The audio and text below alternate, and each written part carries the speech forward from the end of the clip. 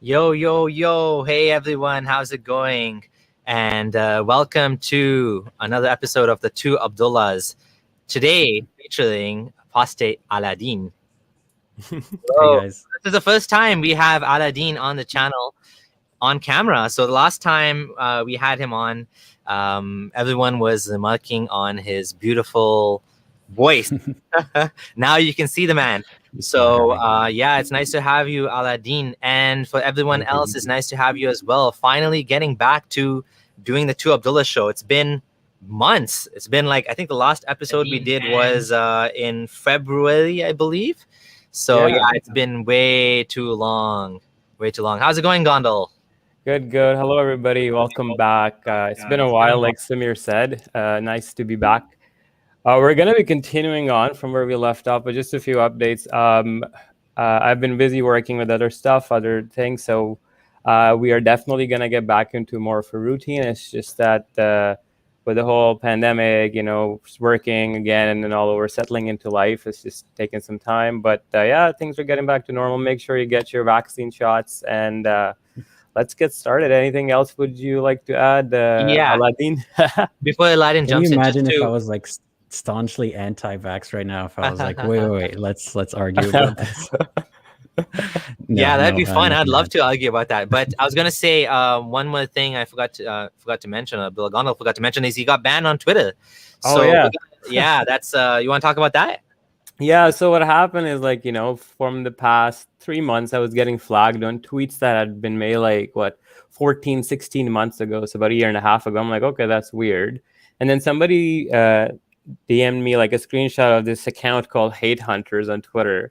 And they're basically mass flagging. They have like 4 or 5 other accounts. They coordinate these mass flags and they're taking down, people they don't like, especially the people who criticize Islam. So same thing happened with me one fine day. Normally I'd get delete the tweet and your account will be open and you can use it again. I'd do that and whatever. But then, it just got reported so many times. And then I woke up one day and it was just banned.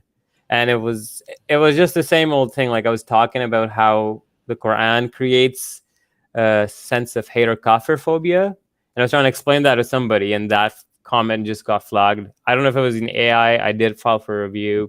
I don't know what's going to go on.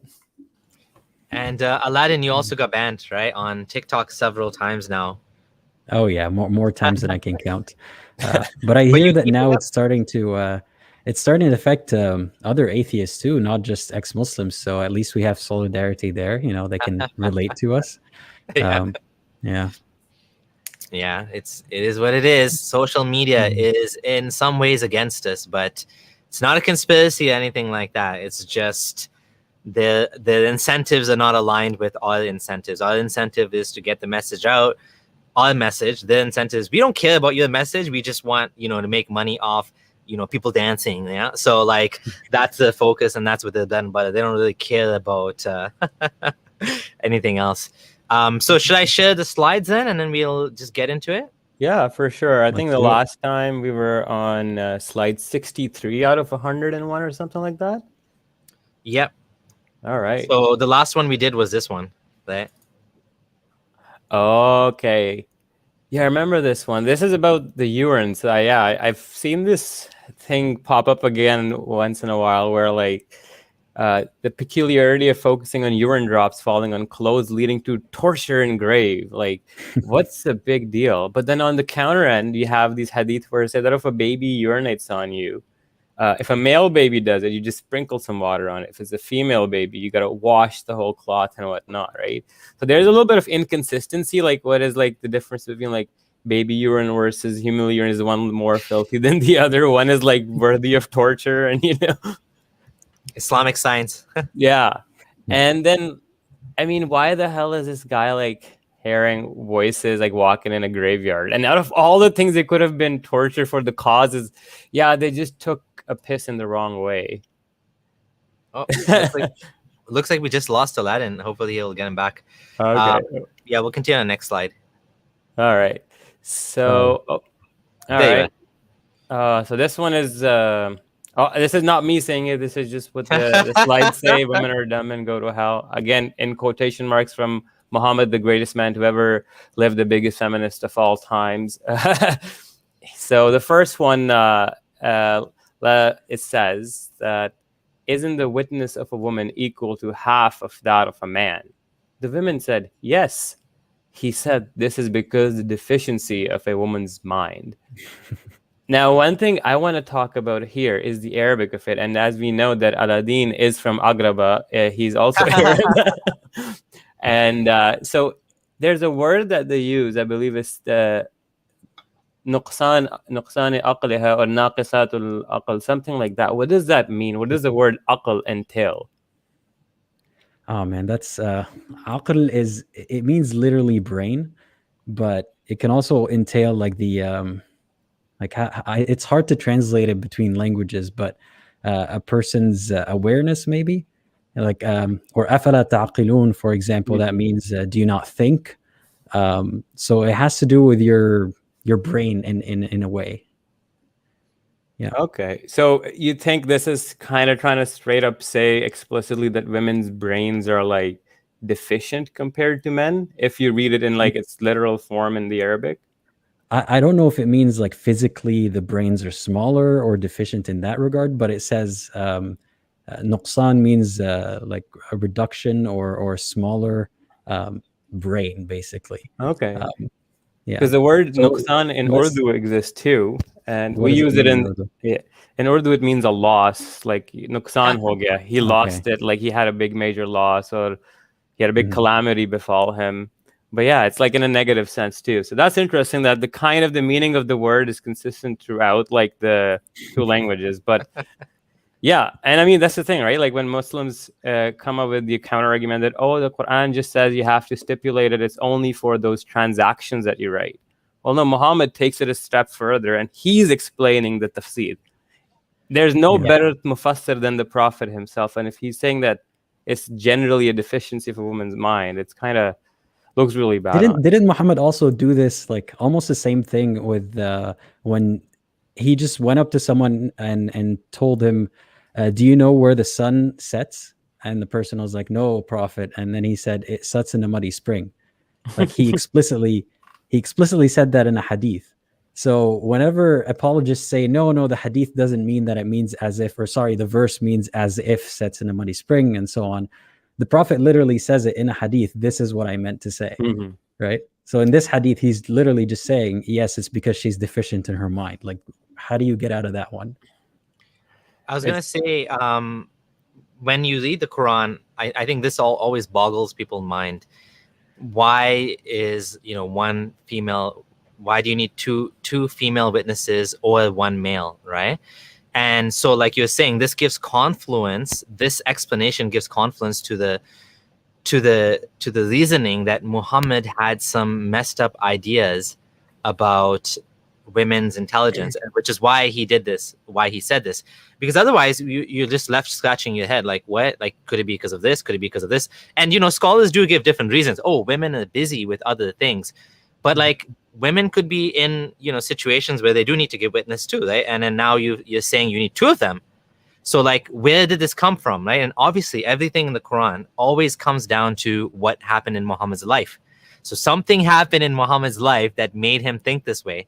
And this hadith, I mean, we don't know for sure, based on my understanding, we don't know 100% for sure if Muhammad said this, but this is one possible reason that actually makes sense because it jives with the Quran. It's not out of place. If the Quran is saying, two women or one man, well, we don't know why, but now we have a reason that actually makes sense from someone who thinks this way. You know what I'm saying? So if someone thinks that women are deficient of mind, well, therefore a logical conclusion would be, well, you need two of them instead of one man. I mean, it's completely ass backwards because, we have women, like I was watching this Netflix documentary today about the human mind. And some of the brightest minds out there doing research on, neuroplasticity or prosthetic arms. In this episode, it was about, creating a prosthetic arm that can be connected to that someone that lost the arm can actually feel the sensation. And it was a woman. It was a woman doing this. She's in charge of the research team. So it's like women are not dumb. Women are not deficient in mind. Women are just as smart as men. right? And so this is absolutely ass backwards. Gondal, are you trying to share something on the screen? Yeah, so another thing that ties in exactly with that is this famous hadith which talks about women being created from the rib of Adam. And it's very, very frequently reported, says, act kindly toward women, for they were created from a rib, and the most crooked part of a rib is its top. If you attempt to straighten it, you will break it, and if you leave it alone, it will remain crooked. So act kindly towards them. So this whole idea circles back to the rib being crooked. So they're somehow just created in a way, or they're just naturally crooked. And it, for some weird reason, mentions the top part of the rib, which probably is alluding to the head or the brain or the aql, like you said. Again, that just ties in with it. But again, then the other idea is that they didn't think actually the brain does anything or it does a lot. It's actually more of the heart and whatnot, Can't their heart see or their feel? So I don't know, but it's just a weird, interesting, a coincidence that he also said that they're created crooked and the top part's just a little broken. It's just messed up. Like, it's pretty explicit. Like, guy doesn't has no chill. You actually brought up a good point. The aql. I don't think that word means literally the brain, like in the head. I don't know if they understood that, because there's this focus on the heart. Khatamallahu ala qulubihim, God sealed their hearts. They think that all the emotions and the thinking is happening like down here. So aql, I don't know if it necessarily means the actual brain. Yeah. Before we continue, just want to remind everyone to please like the video. Click right here, like the video, and if you saw the tweet on Twitter, please retweet it so we can get more people to watch it. And yeah, that's all I wanted. Just a friendly reminder. All right, let's get to the next slide. Or actually, we are still on that same one. Do you want me to? Oh yeah, I gotta share the screen. 1 second. Share screen. We haven't even started. Yeah, we just barely begun. Lady, Islamic nonsense. Oh, where did it go? It disappeared. 1 second. Okay, got it. There we go. So I think the one in the bottom is also quite telling. Like, talking about what we need to keep in mind is like the whole holistic view of, it's not just one line where he's attacking women at. He's attacking them from the heaven hell perspective. He's attacking them from the crooked bone, then the witness, then their inheritance, then them not being allowed to go. So as you kind of see that women are pretty cornered in terms of what they're allowed in Islam. But this also affirms, like the next one, Muhammad said, I looked into paradise and found that the majority of its dwellers were the poor people, and I looked into fire and found the majority of its dwellers were women. This is quite an explicit statement where this guy's claiming that he went, and apparently there's already people in hell. I don't know how time dilation and whatnot works in the Islamic theology, but he already saw, like, and if he's seeing the future after the Day of Judgment, that he's already seen that most of the women are going to be in hell. And if not, like, I mean, he just shows you that it's this weird hatred towards women. Like he says, like to go see God, and you're seeing all these things, and you got to remember that you saw most women in hell. It's just a weird generalization. And that also is weird in a way where we see that, is the gender ideology going to be constant till the end of times? Like, for example, back in like 1400 years ago, we had like, or even now still, is the male female. But like, as we move forward in philosophy and time progressive and surgeries come up, like the whole idea of, like male and female is kind of changing in a way where, is Islam really meant for all times to come? Will it keep up with modern sexuality when machines join in our body and whatnot? That's just another aspect to it. Yeah, absolutely. And what I noticed is he talks. Yeah, go ahead. Sorry, go ahead. No, go ahead. I was just gonna say, he mentions poor people, right, being the dwellers of heaven, and then hell is full of women. Like, are all those women rich, or? That's a good question. That's what I want to understand. Are they the 1% and simultaneously like the majority of hell? Well, maybe that's why he was trying to reduce their inheritance too. I'm just kidding. Or maybe because it's for their own good, because poor people go to heaven. Maybe because like Muhammad was married to Khadija and she was the leader in the house, with all the finances and the trade and everything. he after that was kind of, when she died, he was traumatized or something, and he got scarred in a way that he just went all out, like no more women in business, no more this and that. I want to say something, but I want to read this comment. I asked my sheikh how Muhammad saw people in hell when judgment hasn't happened yet. His response was, time works differently in the hereafter. Logic works differently in the afterlife too. Yeah. And what I was gonna say was, don't you feel like Muhammad is giving incel vibes here? Like his insecurity with women, his total control. I mean, yesterday I did a live stream where I was responding to this red pill guy, Andrew Tate, and how it's bizarre, you know, as famous and attractive and wealthy as he is so insecure about women, and he kept saying, oh, these women are cheating on us nowadays, and this is always about the women's sexuality. And this is exactly, and he was praising Islam, and this is exactly what Islam is all about, controlling women's sexuality. It's almost like Muhammad had like big insecurities about sexuality, because no one's allowed to see his wives. His wives have to stay behind a curtain. Most of them are going to hell. It's like, damn, like, was Muhammad the first incel? I mean, obviously he wasn't an incel. He had kids and everything. Well, but he is, yes. No, you're absolutely right. Like, remember the hadith about how many women sleeping with all of his wives in one night with one ghusl? Who says that? Like, how did that come to light? Strength of 100 or 40 men or whatever. Yeah.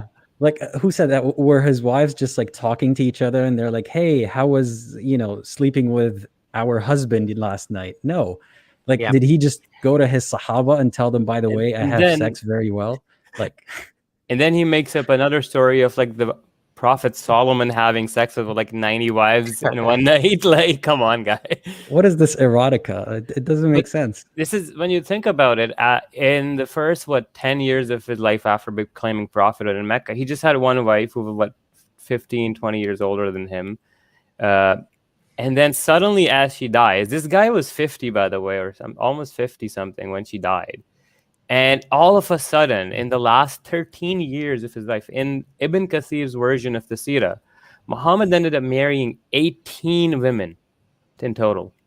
And then some were divorced. The guy actually, there's reports of 6 of them being divorced, and some of the incidents are very weird where, Aisha went to one of his wives and said, oh, by the way, Muhammad killed your dad. So she broke up with Muhammad, like this kind of stuff. It was petty. It was straight up petty stuff from some of the stories, But you seeing this weird, and like during those last 13 years of his life, when I was calculating, adding his slaves and the marriage proposals he rejected and all encounters, there were like about 30 some sexual encounters. He had like about 20 partners, man, at one point. And then when you think about this, it was, if you calculate, there's points in his life where Khadija died, and within the back-to-back, a month or two later, he married Aisha and Safiya. Sauda. Yeah. Like, so you see the clear hypersexuality attitude suddenly jump up after Khadija died. And I have my own theory, which is, we've talked about it before, but with the hypo and hypersexuality with the epilepsy. Not going to get into that today. Yeah. But it's just a very interesting thing. Everybody notices the weird sexuality, and then heaven is like a brothel. When there's the verses are like women with big eyes and big boobs. Like, come on, guy. Like, it's getting a little too much. You're not going to believe, like, on TikTok a few months ago, I brought that to light, how come Allah is just describing a bunch of women for men? And a lot of the women were saying, well, we get to have Hur al-Ain too. I'm like, are you sure about that? Tell me one fatwa. And they were very disingenuous. I'm pretty sure Abdullah Samir is familiar with them, but I'm not going to name anybody. They were basically saying that you can have whatever you want in Jannah, which means women can have men in Jannah. And I just want to envision like a Muslim man and his wife goes up to him in Jannah, and she's like, okay, so I'm going to go with like 5 Hur al-Ain there. And I'll meet up with you later and see if Allah removes the jealousy from their hearts. Like, do you think it works that way? Well, it's weird because in Surah Rahman it says that Allah has protected the hurs inside tents from the lam yatmishunna min al-insu wala jan, and they're in these very tents. Protected virgins. Yeah. So why would Allah protect the virgins in heaven? Who are they being protected from? I thought in heaven they don't get raped or there's no jealousy. Muslim men. Like, Oh my god. It's their hell. It's their version of hell. Yeah, no, I think it Oh, means God. protected from. Yeah, actually, that's true. There's only Muslim men and there's no non-Muslims. But the gaze, I think it means protected from the gaze of other men. Yeah, obviously, and touching and jinns and whatever. The gaze wouldn't have an effect because there's no sin in Jannah. There's no bad thoughts. Nothing makes sense. That's a good point. We have a caller waiting, but before we do that, because this is a call-in show, I want to respond to this. Let you guys respond to this. Before Prophet Muhammad, everyone was simply burying their daughters alive. There was no limit to polygamy, and daughters got no inheritance. Daughters got no inheritance. Okay. Okay. Muhammad gave all these rights and what? I wonder how Khadija became rich. The women had no rights, but Khadija was running this business, and she headhunted Muhammad. She even had slaves, male slaves, working for her as employees.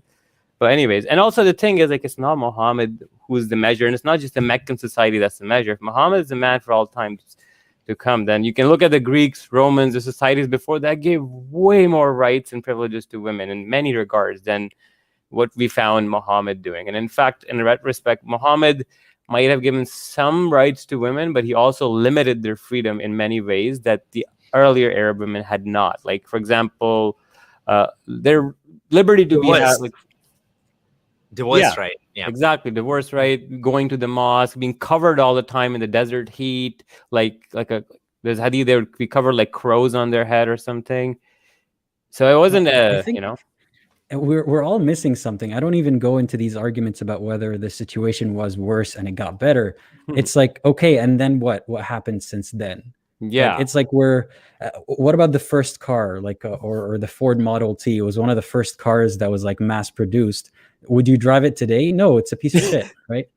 It was better than walking back then, but now we have cars. So now what is the improvement on that? Exactly. Yeah. That's a very good point. Yeah, and I think you said everything that I don't have anything to add to that. Basically, it's possible some things were better, but a lot of things are worse. There are hadith actually. Women have become emboldened where the women complain, or Omar complained that the women they were going to the mosque or something, right? Or they were the women, they learned from the women of Medina to talk back. Yes. And then he allowed to beat them or something. Yeah, I found it. There you go. Sahih by Al-Albani. Just gonna share the main problem with Islamic rights is everything had to do. Can I just add one more thing? Okay, you want to share this, and then I want to add one more thing. So women have become emboldened towards their husbands. This is one. Anyway, there's another one where he goes into the women of Medina are complaining that they become too haughty, and it's a longer version of the hadith. But yeah, that's the whole thing where there was a whole scenario where Muhammad actually allowed women to be beaten because Omar just said, yeah, they're becoming a little too intense with us, so let us beat them. Muhammad said, okay, and then there was a counter complaint, and it's just a weird, why would you even allow domestic violence? Period. If you're the prophet of God, it shouldn't be getting. But he discouraged it, is what some people say. He discouraged it. All right. So I was going to add one more thing. I'll just make it very quick so we can take the callers, which is that every single thing that happens in the Quran had to do with Muhammad's life and him in particular. For example, 4 witnesses for adultery. That entire thing happened because Aisha was accused of adultery and he wanted her to be innocent. Now, we won't get into whether she was actually innocent. According to Sunni view, she was innocent. According to Shias, she cheated on Muhammad, right? But the Quran says she doesn't. I don't know how they reinterpret that, but the Quran says she's innocent. But the reason for the 4 witnesses is because of Muhammad and his wife, potentially cheating on him. So these rules are not meant to help women. They're meant to help Muhammad. Everything in the Quran, including marrying your adopted son's ex-wife, including you can't name your adopted children after you, everything is for Muhammad at the end of the day. In some way, it's to benefit him. So, the point is, coincidentally, some things might be better for women, but overall, that wasn't the purpose of it, right? That never was the purpose. If you guys want to add anything else before I take the caller, go ahead. No, I think I'm good. We can take the caller. Right? Okay, awesome. Moet, how's it going? Oh, hey, how's it going? Nice to see you, man. It's Mo, Texas, USA. Oh, Oh, yes. right on. Yeah. And good to see you all three, Aladdin and Abdullah, Gondal and Abdullah Samir. And thanks for taking Thank me you. in. Really appreciate it. Y'all do a fantastic job. Y'all do such a great job that if somebody is just neutral, he would actually he will go away running twice as speed of light from Islam. We'll just Burak speed. Burak. Burak speed. Brock speed, right? Mhm. Yeah. So I got several questions, and since all three of you are so knowledgeable, I should ask. I don't know. I got many questions actually, but I know time is of a constraint, and I don't want to take up all of the callers' time as well. So my simple question now: we're talking about Khadija, and we're talking about Muhammad, and what I want to know is that time period between Khadija's death till Aisha or Sada. Some references say Sada was the second. Some says or Khala or Sada. I think Sada, and some references say it was Aisha. So between that period, what did Muhammad do? Did he go to sex slaves, concubines, or he was just dormant, or he behaved? I'll start with the answer. So I would say that he was. I don't know if he had sex slaves at that point because he wasn't in. It was still in Mecca, and he didn't have an Yeah. army, and the jihad hadn't started yet. He might not have sex slaves, but I don't know if he was dormant. But he had the whole year of grief where his uncle died, and then shortly after Khadija or his wife were the opposite. But it was in a small time frame, and then I think it was a couple months. Now, I can go quickly check that. If you give me a second, I'll go grab the Rahiqul Makhtoum. I had it marked somewhere. But I think it was like 2-3 months. And he married them within like a month apart or something like that. I'll go confirm that for you.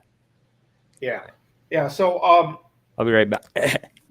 well, you don't have to. You don't have to because I also kind of know. I knew it from before. That was only a couple of months. Oh, I yeah. just want to make sure if anybody, and you can always search it later on, Mhm. and we can talk about. Now, since Abdullah Gondal, have you finished your PhD, or are you still working on it? No, I'm still working on it. Okay, well, then would be a question for you. Um, there is a okay. According to the Muslim history, Muhammad got revelation from God through Gabriel, and he then created the book of Quran, which wasn't in the form of book until 30, 40 years later, 50 years maybe. But in that book, when I read it, and I read with an open mind, and I see that Allah is constantly threatening, constantly saying stuff that no human would like. And to go further in that, if you look at chapter 55, there are about maybe there are about 77 or 78 verses altogether. Within that entire chapter, about 28 or 30 or maybe 32 times, this one verse is repeated over and over and over فبأي again. آلاء ربكما تكذبان, I think. Exactly, Yeah, exactly. yeah. So, and also throughout the entire Quran, you see there is punishment for kafirs. Kafirs are, you know, are the mean people. Whatever. Don't you think that this Quran, if it's what was written by God, Allah, wasn't Allah suffering from obsessive compulsive disorder? Exactly. So that's a very good question. And I would love to answer that. I discussed this in my initial this long presentation we had on his mental health. So there's a few things going on now. Muhammad's repetitive phraseology, like Dr. Dedeker could actually explained it as well in his book Life Alert. It will be featured in much more detail in the upcoming documentary, where he says that these patients display this thing called hypergraphia, and it's pretty consistent. Like, and sometimes it can come out in writing form, sometimes they come out in verbal form, and you see that their thoughts get ideated and stuff. And there's something called viscosity in speech that develops, where they'll, and then actually I'll just share my screen because I had just a few slides, and there's some papers that I shared as well. Okay, give me 1 second.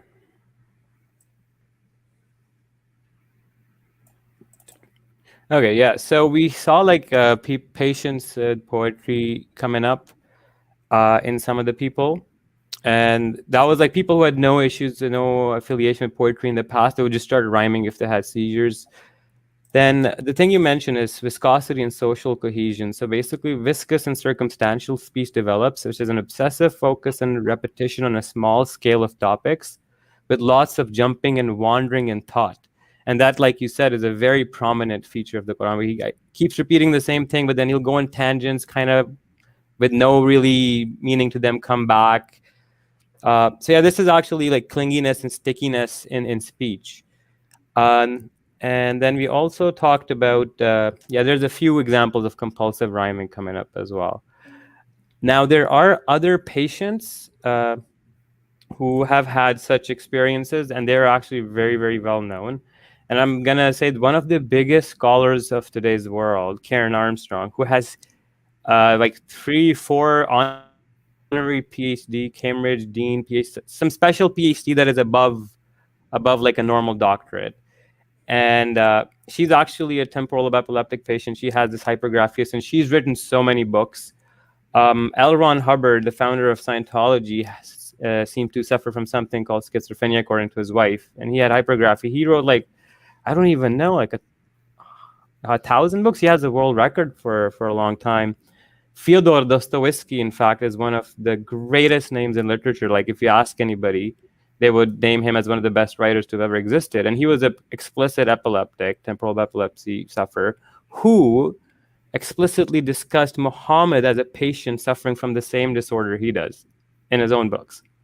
So there are these things, and he could notice the patterns too. And I noticed these same patterns in the initial composition of the first surahs in the Quran, where he just keeps threatening upon threats. And it's like 80% of the first 50 verses reveal were just, you're going to burn in hell in this different form, right? But we have some experts that are going to join us for the documentary, and they discuss this as well, why we see this. This threatening attitude also is a symptom of psychosis that develops in epilepsy, and they become verbally violent, and people don't like getting challenged on their delusions. So their immediate reaction is, hey, show me an angel or a sign from God. You don't believe me? Well, you're going to burn in hell, you know? And we see these things in cult leaders as well. But I think I've gone on for a bit too long on that one. So let's... Yeah, even today, the moment you question anything, any tenets of Islam, immediately the sword or the gun, and lately the bombs come out immediately, as if you don't agree with you, you're gonna just explode about. Yeah, that's what I think. I got another question about Muhammad's personality. He seems to be my favorite person. The more I study him, the most. Let me tell you that. So Mo, could we save that for later, because we want to get to some more slides. So yeah, when we invite callers again, do call back in, and if there's nobody else, then we'll take some more questions. Just before he leaves, I just want to tell him, like, if he's interested in this, I'm kidding you not. What I'm preparing is something that is unprecedented at a scale that has never been done before. It's going to have actual neurologists who were speaking on camera explicitly about Muhammad.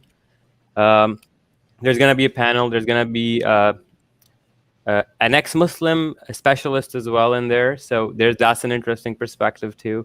We're going to go into a lot of depth. And just to tell you that there's so many references, I have about 200 screenshots to put in there. And just to give you an idea, I found like 30 screenshots of him just fainting. He had a fainting problem, right? And then trembling, there's like 25.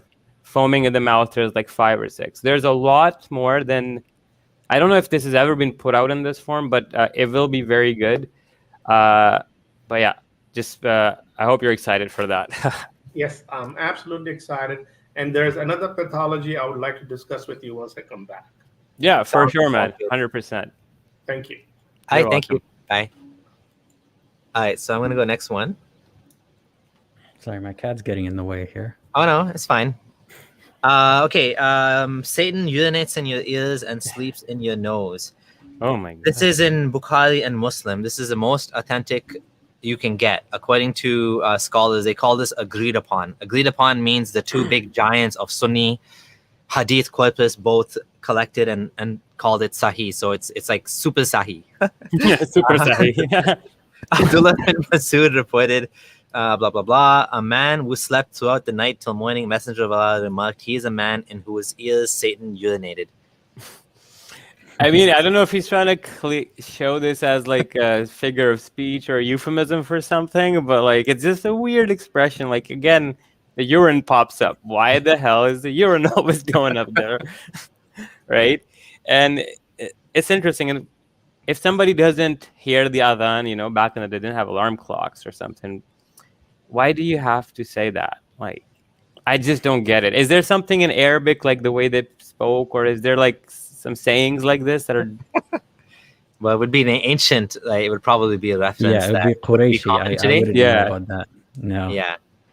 Well, I guess Satan has a weird interest in like our anatomy, and like those alien abduction stories. Yeah, and the Why second is one Satan says, always urinating? And what was that hadith about him farting his way? and also when one of you wakes up from his sleep, he must blow off his nose 3 times, for Satan spends the night inside one's nostrils. Interesting. That is interesting. It is a good habit, you know, like when you wake up, like you clean your nose and stuff, but like you don't have to add that superstitious nonsense layer on it. Like you could just say that because it's a good habit, you know. Mm-hmm. But I guess people need a supernatural incentive because the way their minds work. So Satan needs to cut down on his oil hydration. Yeah, man. How many people does he piss in every night? Wait, the Surah Kahf says he has an army of, you know, those little genes. So there's like this army of like devils just sitting over people's beds waiting to pee in their ear every morning. No, they whisper in your ear first. They're like, "Shh, it's gonna be okay." And then Maybe this is someone where Muhammad Hijab gets his golden showers from. don't kink shame Satan. Man, it's like when you look into this, it's just like, oh man, it's hilarious. It's weirdly sexual. I will give it that. Yeah, that is Muhammad. So That's farting. You want to? Okay, yeah. So basically, Shaitan. These hadith are well known as like the most bizarrest hadith in Sahih Bukhari. Here's another one that he basically, you know, when the call to prayer is made, he goes flying off in a fight jet, like, you know, supersonic, you know, and then he comes back. Is that what were they smoking? What were they smoking? I don't know. Maybe it was the UFOs, you know, with no method of propulsion. They're just going since they're to talk to the town today. But this one, I remember, one of the weirdest thing was Dr. Jonathan Brown tried to explain this hadith, right? And he gave this weird explanation that Satan farting is a euphemism for horses farting when they run super fast. So back then they used to use horses and they run fast, they'd fart, something along those lines. Therefore, he's running away fast, not that he's literally farting. But then once it mentions it, he says that he comes back in the masjid and, you know, and then he's trying to distract people while they're praying. Now, what I don't get is if the words of the adhan are making him so scared that he has to run away, how can he come back into the mosque where those same words are almost being repeated in just a slightly different format, and those words suddenly don't affect him? Like the Allahu Akbar in that speaker or the adhan is fine, but when they do this in the salah, it's not going to affect the same, you know? That's a great point. They actually believe that. If they believe that saying some words will make the shaitan go away, why don't they just play them on a loudspeaker on a loop, like on the streets? Crime would go down. Can I tell you a story about that? Can I, guys? Sure. My friend who was a psychiatrist told me that, I actually helped him with this. We made these little CDs of Surah Baqarah, which he used to give to his clients to play 24/7 in the house because it kept shaitan away. Like, he's like an actual psychiatrist, like a doctor. Mm-hmm. And he thought this was helping his patients, giving them CDs of Surah Baqarah playing. And of course, we couldn't, back in the day, CDs, I don't know if you guys are too young to know this, but there was a limited 74 minutes or maybe 80 minutes per CD, and Surah Baqarah is longer than that. So we had to like speed it up, like that. But like he said, it's fine. It's still playing Surah Baqarah in your house. So your house will be blessed, right? So this computer, not computer, but like, yeah, I guess you could say this mini device, electronic device, is like basically converting the little dots on the CD player to sounds and broadcasting it to vibrations in the air. And apparently Shaitan doesn't like that or something. It's kind of funny. Like, It's so almost like the a same issue circuit- with. Sorry, a circuit can do dhikr then. A circuit can read Quran. Who's Yeah. taking the hasanat here? The Wait, person wait who a pressed second. play? The AI. What if the AI does it? Wait a second. Now, this is an actual question I just popped in my head. If AI does become conscious, does the AI also get judged by Allah on the Day of Judgment? Is it per thread? Like per Well, each Hassan- AI? Hassan Radwan actually asked a similar question about like cavemen, basically proto humans. Mm-hmm.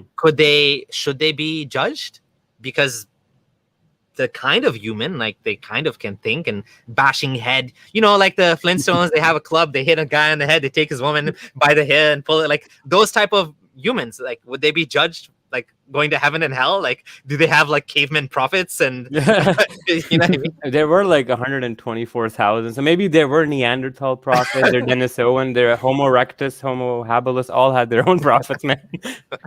I was gonna make a joke and be like, "Oh, they pray to a stone." Like in the primitive times, and I was like, wait a second. Wait a second. They still do it. They still do it, man. They just think they're not doing it. Yeah. Yeah. Muhammad's greatest hits: "Beat It," "Careless Whispers," "To the Moon and Back," "I Drove All Night." On a buraq, yeah. Let's continue. So yeah, the breathing of hell causes winter and summer. Oh boy, it's pretty hot. So let's hear this one. That the messenger of Allah said, the fire complained to its Lord. It said, some parts of me consume other parts. So he allowed it to take 2 breaths, one during the winter and during the summer. As for the breath in the winter, then it is zamharid. And as for the breath in the summer, then it is samum. So basically, hell breathes, and that breathing releases hot or cold air, which causes seasons. Now, I don't even know where to begin how freaking wrong this is. Like how the scientific, like the tails of the earth and the rotation and the 2 hemispheres actually have different seasons going on at different times. So I don't know how this will be, like the hell is accompanying, like one hemisphere gets the cold breath, the other one gets the warm one at the same time. A lot of this would make more sense on a flat Earth too. Exactly. Yeah. Right? I was gonna say though, just to be fair, I'm gonna make this point because I don't want someone to say that we're doing something wrong. These hadith are unfalsifiable. Like, let's be clear. Like, what metaphysical heaven and hell, breathing, fighting devils, like, and some of the other ones we're gonna get to as well. They're not like strong points against Islam being false, but they are in summary, in collection, all of them combined do show you how ridiculous and absurd Islam is. Because when you look at everything all together, you start to realize this is coming from a deranged mind. But we're not saying Islam is false because heaven and hell, causes that doesn't even that's not even falsifiable. Like that, that could be true. We don't know, right? You know what I'm saying? Like it's not something you can test. But there are other things you can test, which are, obviously false. So Satan sleeping in your nose and stuff like that. We're just showing you how absurd it is to hopefully kind of like kick someone and make them wake up and say, whoa, this is what I believe is from God. No, this is not from God. This is from a strange mind, right? I have something I want to say about that, by the way. Because I always get people, like I would make a sketch about whatever verse or whatever situation on TikTok, for example, and people would come up to me and be like, do you think that disproves Islam? I'm like, do you think I was trying to disprove Islam in 15 seconds? No. I was trying to make a joke. Like, we're talking about the shaitan farting, and that's what your prophet said. Like, just enjoy the laughs, like, is your defense really that the farts don't bring down my religion? Like, really contextualize it for a second. Exactly. Like, it's like the defense. What are we reading here? Yeah. Yeah, like what are we even talking about? Like, it just feels so surreal. Something like heaven and hell, breathing, farting devils. Like,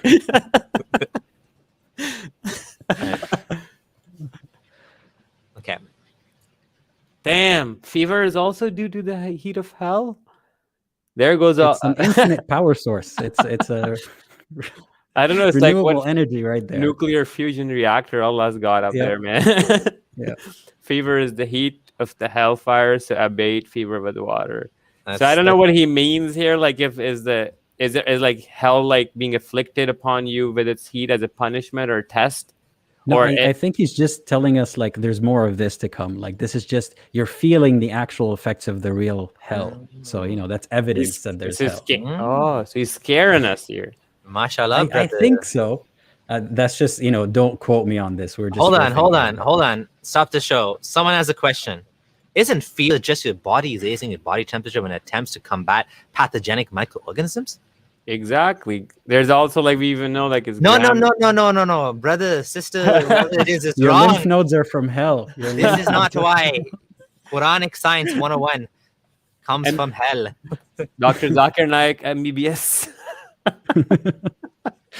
Like, one thing I don't get is if he's saying abate fever with water, does that mean you can turn off the hellfire with water as well? With the biggest river in Jannah. Can I use my river that way? Can I like firefighters from Jannah? That's a new show. Remember? Can I just combine all my tokens for Jannah and like get the biggest river? Like cashing out at an arcade, the biggest river, and pour it into hell. But no, they did that in Surah Araf when those guys in the middle are like tafidu an alayna alal ma, something like that. They pour upon us some water, and the heaven people say no, we cannot, and they just kind of like taunt them that you keep on burning. And I'm like, what the weird torture scene is this, man? Like, oh yeah, I talked about that verse about the فَالْيَوْمَ الَّذِينَ آمَنُوا مِنَ الْكُفَّارِ يَضْحَكُونَ, when they're laughing at them. And all the responses were like, well, you laughed at us first, so I'm like, what are you talking about? You're in heaven. How childish is this like playground mentality of you laugh first? It's I'm like burning, It's like Allah is like a teenage, immature child who gets like really ticked off and triggered, like Dabu Surah Lahab. And then like all these threats coming up, like, come on. He's toxic masculinity, just personified in a god. Allah is threatening us with fever. That's what hell is, bros. It's not hell, it's fever. It's COVID. COVID. Oh boy, Donkey Kong. All right, the Prophet said, isn't he who raises his head before the Imam afraid that Allah may transform his head into that of a donkey, or his figure face into that of a donkey? Okay, this is weird. Like, what? Wait, I wish you had it in Arabic. Yeah, because like, look it up. Okay. Yeah, so this is alluding again to the Quran, right? Where people were turned into donkeys and apes, swine and apes, basically, right? So this is the same. And I remember he's reading another hadith about looking up to the sky and Allah will snatch away your sight. Eyes as well, I never really got that. Like, I don't get the point of that. Wait, 1 second. It says here, who lifts his head before the Imam. Does that mean during prayer? Like before the Imam is done? Okay. Yeah, like you're too fast to get up. And God makes your head like a donkey. What kind of it's weird. Like maybe that's how we got the Egyptian gods, like back in the day, like the cat face. It's weird that Muhammad fixates and picks on an animal. The braying of the ass is the worst voice that Allah has created. Then if you look up in prayer, you get turned into a donkey. But then he also would ride a donkey everywhere in the hadith, right? Muhammad maybe it's one of the Sahaba who looked up too quickly.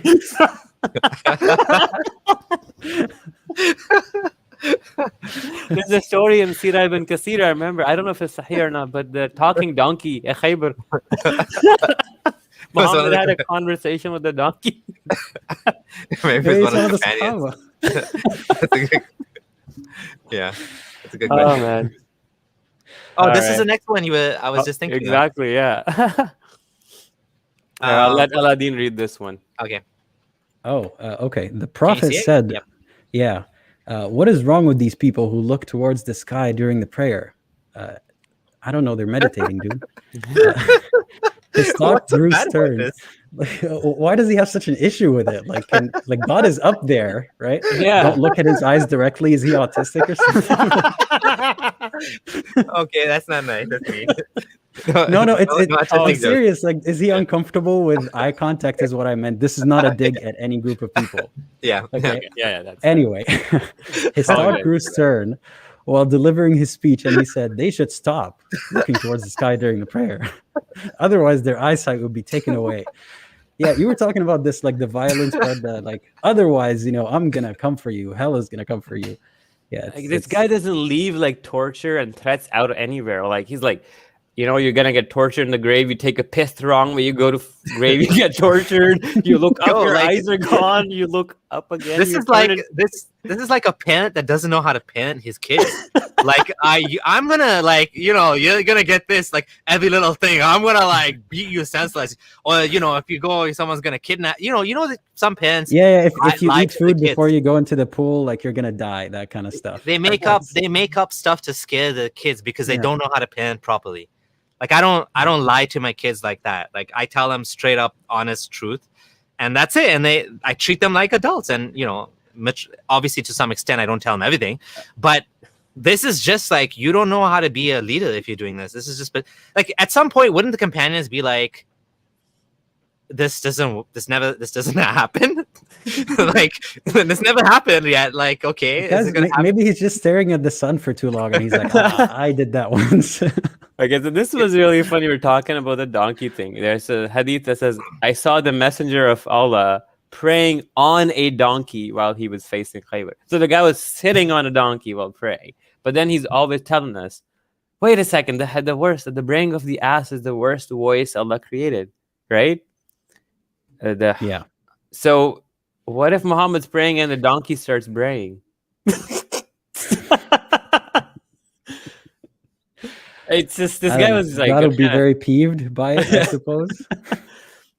But yeah, all right. Oh, I think we lost Amir. I guess he'll be back. Oh, All right, you know let's what take I over will his do? camera. Oh, No, there he's he back. is. All right, All never right. mind. I'm here. Okay, sorry. Nothing. Okay.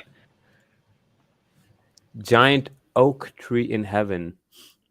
Okay, so we know like trees have like this attachment with mythology where the tree of life and stuff come up, and there's like the low tree, the Sidratul Muntaha, but the trees has these colors fluttering out of it in heaven, and it goes from the 7th heaven or the 6th heaven into the end or something like that. But anyways, this one's different.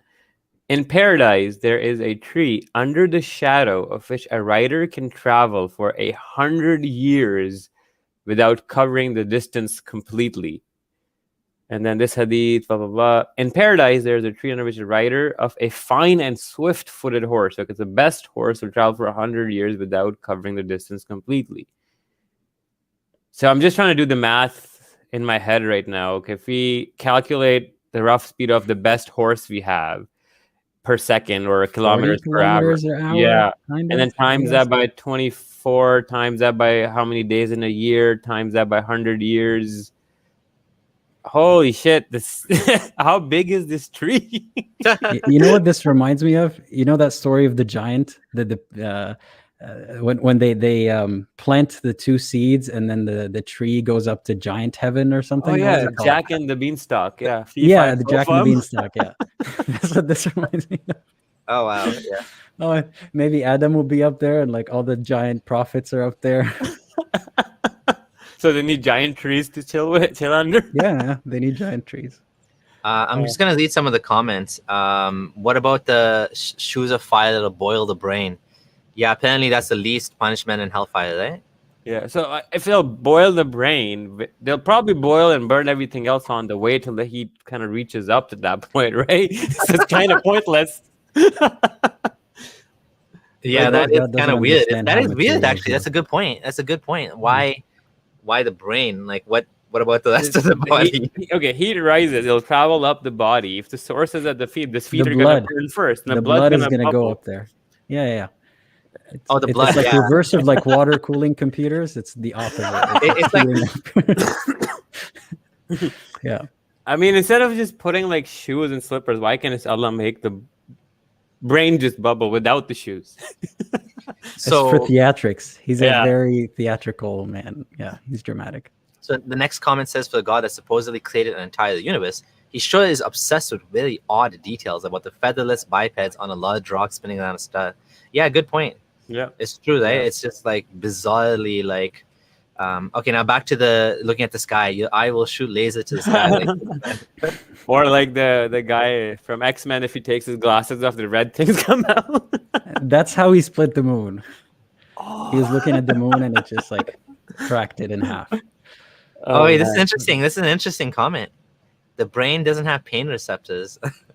Yeah, That's exactly. a good one. If- Yeah. There's Yeah. also the concept of phantom limb where people are having pain in limbs that don't exist. Right? So it doesn't make sense. Yeah. It's make no sense whatsoever. Okay. Allah has a jail. Oh boy. Okay, so this is a famous hadith. Everyone knows that in Ramadan, basically, okay, I'll just read it. When the first night of Ramadan comes, Satan's and mischievous jinns are chained up. Gates of fire are closed, and none of its gates are opened. And the gates of paradise are open, and none of its gates are closed. So basically, in Ramadan, apparently, I mean, now again, do we want to take this as allegorical, literal? It depends, right? Literally, it makes no sense because a lot of crime and stuff still happens in Ramadan. Even allegorically, there's still, I guess Muslims do less crime in Ramadan because they're busy with other things. Is that even true? I've heard the opposite. I've heard there's more fighting, there's more tempers being, It flared. depends.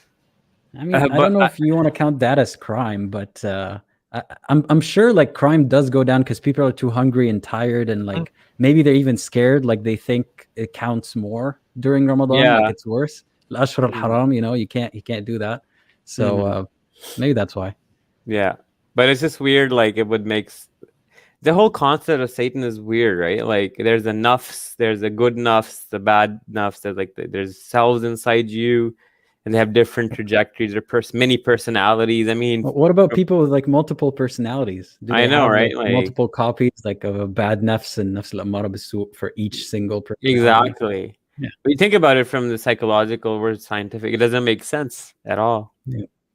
None of it does. Right. Okay. Oh yeah, another famous Bukhari hadith. Oh my God, the infamous camel urine.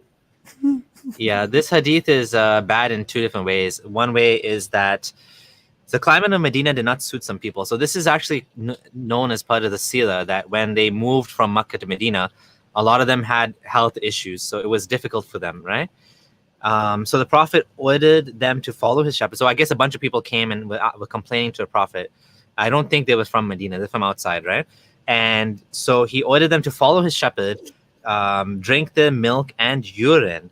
So they followed the shepherd, that is the camels, and drank the milk and urine until their bodies became healthy. I'm pretty sure the bodies would have got healthy much faster if they didn't drink urine. Yeah. Then they killed the shepherd and drove away the camels. When the news reached the Prophet, now this part is also bad. He sent some people in pursuit, and he cut off the hands and feet, and the eyes were branded with heated pieces of iron. Ooh, that was quite a harsh punishment. The worst thing about this hadith is the apologetics that I've heard. Like I've lost hope in a lot of people hearing what they had to say about this, because once you've gotten to a point of justifying torture, like I don't know if I can trust you as a person anymore. Whatever logic you took to reach there. Like I've heard I don't know what you guys heard. Like what is the excuse for this? I'll let you go first. So I've heard one excuse, which is that there's a type of hormone taken from the urine of horses that when it's used, it can actually benefit in some way or something. But the point that they're missing... No, I was talking about the torture, sorry. Oh. That's what was on my mind, yeah.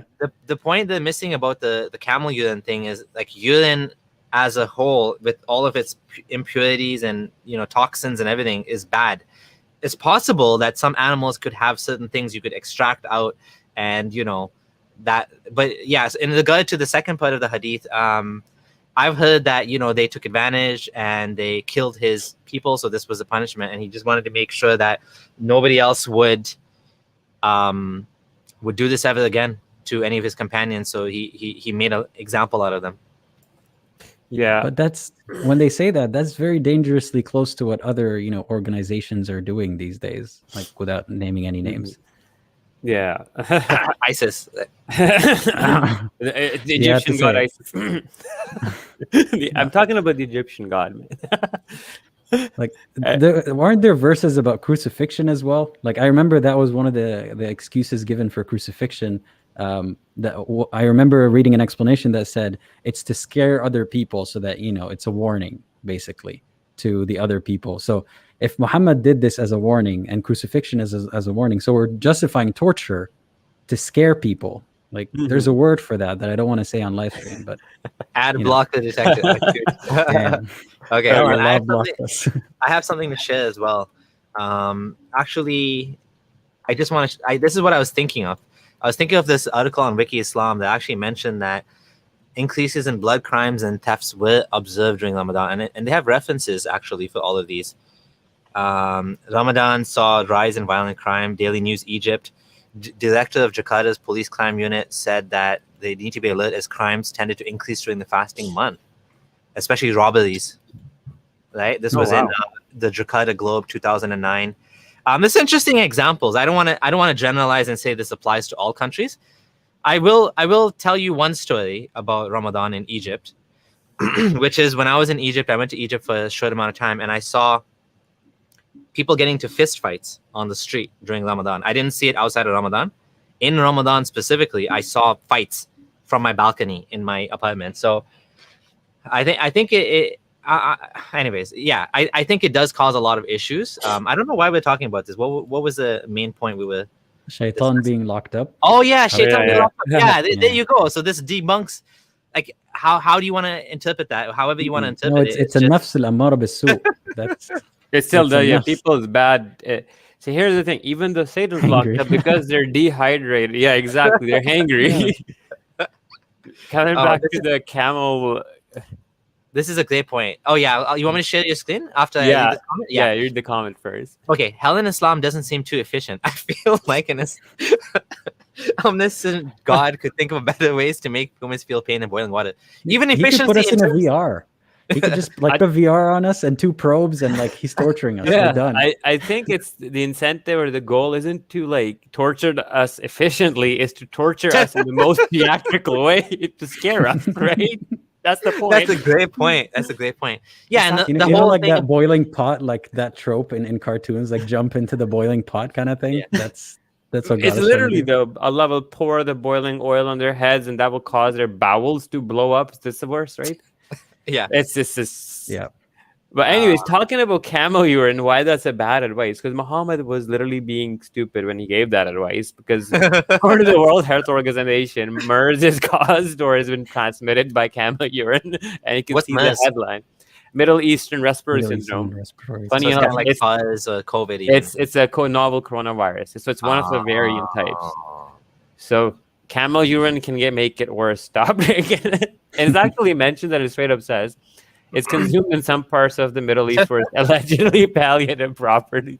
And I mean, you Yeah. can see it's like everywhere. You can look it up. MERS, camel urine will pop up. But yeah, I just wanted to share that it's just terrible advice. Like, it's unhealthy, unhygienic, and Muslims should stop trying to diss on Hindu people because they're for drinking cow urine, because they're doing the other opposite. It's the camel urine. And I kid you not, you can literally go on YouTube and you'll find these Salafi guys going to Hajj, and then they're like groups of these, and they'll be from the US. They're like for Western Muslims drinking camel urine, and Saudi Arabia, man. They sell it in bottles, like packaged bottles, like the shops dedicated to camel urine. I'm not. And, I just can't imagine. They're like, cheers to that, bro. Clink. Like, I remember reading somewhere. I think this was a camel urine issue, or was it a cow urine? I don't know. One of the two, where the shopkeeper was arrested because he was selling his own urine. oh God. So he was like, he wasn't even bothering Oh, to go to God. whether it was a cow or the camel. He's just like, do free money. I got these clowns buying from me. Like, Abdullah, dude, they're actually like brands and shit. Of camel Guys, urine. No, I gotta share this. Can screen, you man. imagine them going to like an Islamic pub, right? And they have like a big mug of like Zamzam water with a little shot of camel urine, and they just like clink and they let it fall. I mean, look at this. They're like brands. Like they said, this is the video I've seen, by the way. Oh, God. yeah, drinking. Like, anyway, I'll stop sharing it now. But yeah, you get the point. There, it's Yeah, I just want to be fair. and tell everybody that I don't know anyone who drinks camel urine. Let's be fair.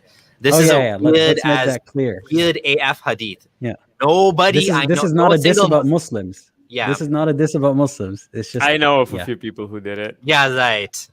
So I'm not gonna name names because obviously, you know, there was a student, well, like not a student group, it's a pretty prominent Pakistani group, and like they're obviously Salafi leaning, and some guys were very Salafi leaning, going to Medina University and all that stuff. So they obviously came back really proud that they accomplished the sunnah, and you know, but yep, that's where it is. Royalty. So, that was the I'm sorry to say your friends are more backward than my Muslim friends. Bro, my friends are they're in Pakistan, so you gotta that's true. I feel like the Muslims in Canada are a little bit different. They're not gonna do that. It's just like they might justify it and like argue against you when you say that it's bad, but they'll never themselves do it. Yeah, like I wonder if Ali Dawah type personality, like if someone forced him to drink it, maybe he would. Like that would be like a good social experiment. Let's do this. Let's start making it trending on Twitter. Muslim camel urine challenge or TikTok. No, I don't want to. The reason I don't like this camel urine thing is because it's all too quickly used as a racial, almost like a bigoted slur against Muslims. Oh, you camel drinkers! Like it's the like first the most drinker, it's the most easiest thing to use against Muslims, and it's like nobody I know ever did that, and you know a couple of people, but I mean like a couple of people, but but yeah, like in terms of making a point, if we could do it without being like, you know, like getting to the level of some of these people. Do you really believe your prophet? We should call it, do you really believe your prophet challenge?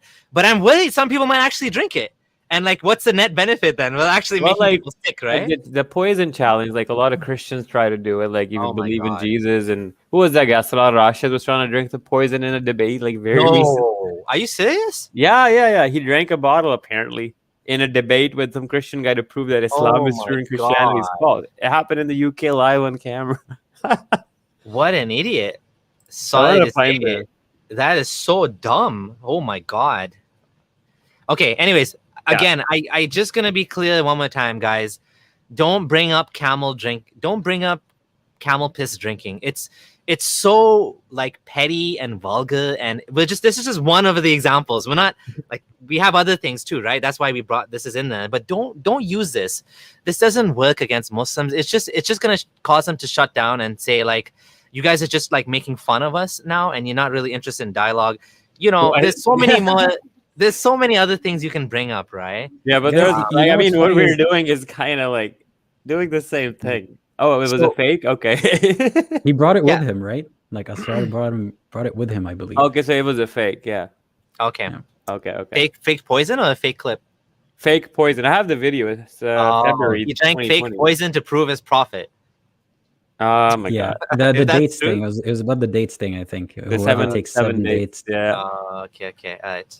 I've spoken about this hadith before, by the way, the urine one, and I speak about the second half of the hadith is what I'm trying to speak about. Yeah.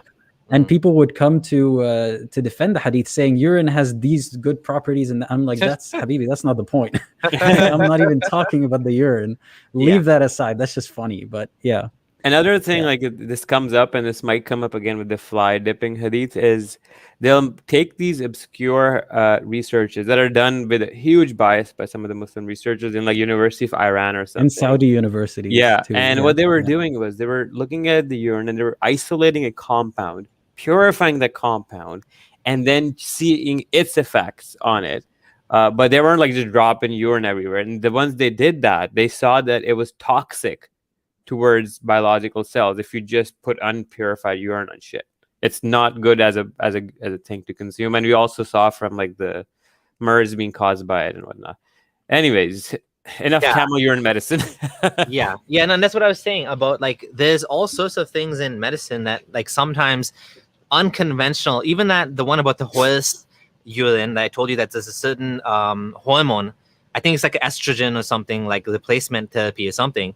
They don't even use that anymore. Now they just use like an artificial one. Mm-hmm. But there's even another even more strange cure for some people there was an example of a lady I saw in a documentary that she got sick. She got really sick, and she had like massive diarrhea to the point that she was going to die. And guess how they made her better?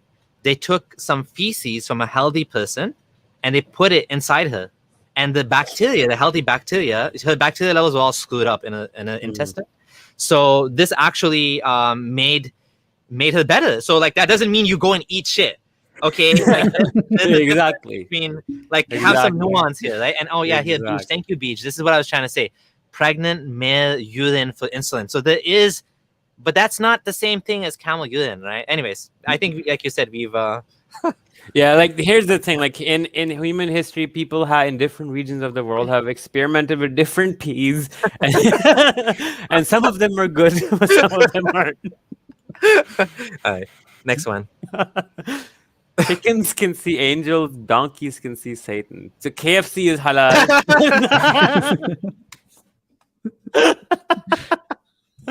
But donkey meat is not.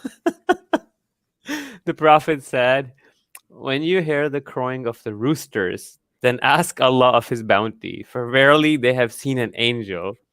When you hear the braying of a donkey, then seek refuge, for verily it has seen a shaitan. So why is Muhammad riding on top of an animal that's braying all the time and he's seeing Satan? I don't get it. It's a radar. It's a warning system. No, it's a warning system. When he makes a noise. Oh, he knows the shaitan's around. Okay. Yeah. Yo, this is so cool. What about like donkeys braying? The Satan detector.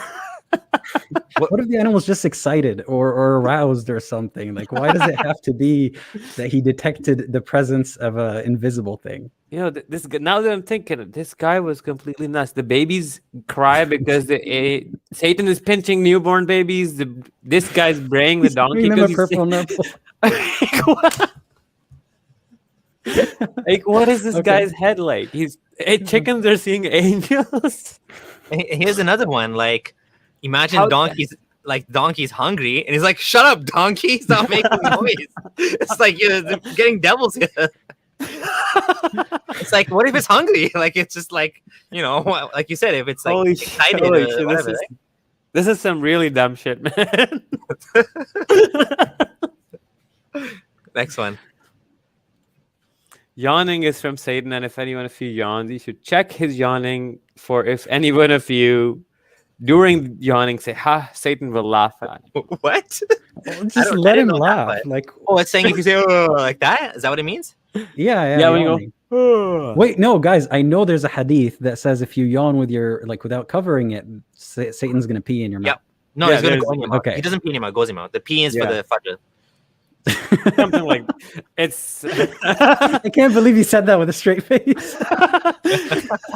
Sorry. Like, no. The P is about something else. I just, like Satan must laugh a whole lot. Fuck, there's everybody doing some weird shit, so he's always laughing. he's peeing and laughing and peeing. We should make a music video. Shaitan laughing. We're all like yawning. And there's like devils laughing. Like, why do I care if the devil's laughing at me? I can't even hear him. Like, that doesn't make any sense. Think about what Satan is. Like, okay, Satan shits, he pees, he farts. He has a digestive system because he eats dung and bones. He laughs, so he probably has a mouth and vocal cords. He can. What else can he do? What can't he do? Yeah, what can't he do? Yeah, someone said earlier Satan is playing God mode or something. That's kind of true, isn't it? Cheat codes. He has all these powers. And the hadith say he travels in your body like blood, so he can basically influence you like spiritually from afar or kind of possess you. Me? Like, I'm not okay with that. I'm not okay with that. With what? Satan being inside our blood, like flowing through our veins. But then Allah is also like that too, right? That's interesting. Bro, he's everywhere. Allah is predicting nanobots. You know the little robots that go inside your blood and they cure you for diseases. They clean your fat and from your cholesterol. Shaitan is a nanotechnology as predicted in the Quran 1400 years ago. Oh my God! It's all aliens. It's all aliens all the way down. Okay, so there's a kind of okay, we should talk about this, I guess, if you want. What do you guys have to say about the Molvi XX videos coming out? Do you know about these things? So I have heard of these. I've seen a few, and it's from Pakistan. It's happening quite a lot. I mean, when I was growing up in Pakistan, by the way, I stayed for the first 19 years of my life there. And I was very frequent in mosques and stuff. And this is a very, very common stereotype where this thing happens. It's a more common stereotype that happens more in the northwestern part of Pakistan. There is a Vice documentary about this. It's the word for it called Bachabazi. The Vice documentaries talks about these religious people, and there's also another problem with these truck drivers as well. But yeah, it's in madrasas. What's happening? The Bachabazi is Afghani cultural thing, but this is like specifically happening in the mosques. Yeah, right? It's leaked into. It's more prominent and more common in the northwestern Pakistani province that borders Afghanistan. But no, there's mosques and these people do live in like Islamabad. I've seen too. Like so. Basically, the madrasa system, to give you a good synopsis, like the ones I've seen, okay, the ones I had first-hand experience with, these kids will be from Kashmir or like some remote village in northern Pakistan from very poor families, and their parents can't afford to feed them, so that's why they're being sent to these madrasas. Most of this. Oh. And when these kids come here, they don't see their family just once a year for Eid, and some of them don't even get to do that. They see them once, twice. Every few years, you know, like something like that. So yeah, these kids are like as young as 6, and they range to like teens or even early 20s. If a guy wants to do hifz of the Quran, they're trying to do hifz. They get up early morning all day. They just do that. And I used to play with these kids sometimes, you know, like soccer, because like I used to live nearby, and they'd come play in the same ground. But yeah, there are stories like that, and some kids have brought up these kind of things where their teachers showed them sexually abused.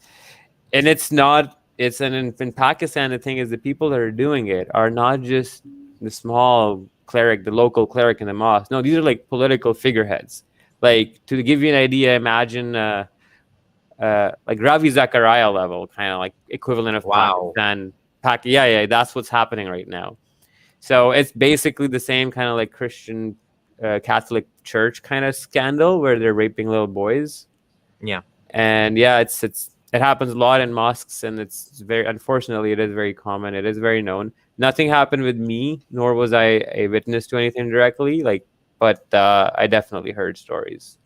And she's saying also an interesting thing is the men as old as the 20s, which is kind of weird, right? Because the Bachabazi thing is with young boys, right? Well, exactly. That's the thing is with older men, it's because like the society in Pakistan is so weirdly segregated and overly, because it's so hyper segregated. Men become these sexual, lustful animals because they never lay an eye on a fucking woman. So they have to get it out somewhere. And I mean, it's not uncommon. You look at history, like when big armies would go in the past, like Alexander's army and Roman armies, shit happened between soldiers, right? So, but yeah, it's happening a lot in Pakistan, and it's sad, but it needs to be stopped. Like it's alarming at the rate that it's been a few years. These videos keep coming out, and yeah, it's very, very messed up. My experiences are because I was living in the northwestern part of the country for most of my life, or the northern part, Islamabad and up. So I can only speak for that region, but yeah. All right. Okay. Yeah. So continue with the slides. Do you want to add any? Well, yeah, you're not Pakistani, so you wouldn't know. I don't know anything about this either. Okay. Yeah. So chess is now this one is kind of weird.